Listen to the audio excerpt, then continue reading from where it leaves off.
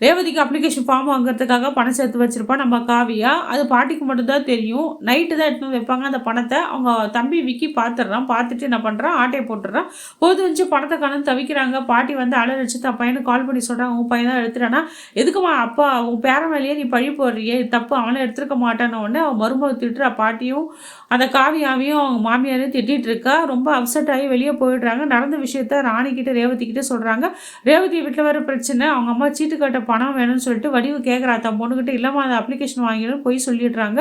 ஒரு விதத்துல அம்மா கிட்ட பொய் சொல்லட்டுமே ரேவதியும் கஷ்டப்படுறாங்க. ரேவதி கஷ்டப்படுறத பார்த்துட்டு ராணியும் காவியாவும் அதெல்லாம் கஷ்டப்படாத, பணம் ஏற்பாடு பண்ணிக்கலாம்னு சொல்லிட்டு பேசிட்டு இருக்காங்க. அந்த நேரத்துல கையில இந்த செல்போனை அடமானம் வச்சு பணம் வாங்கிடுறாங்க நம்ம காவியா.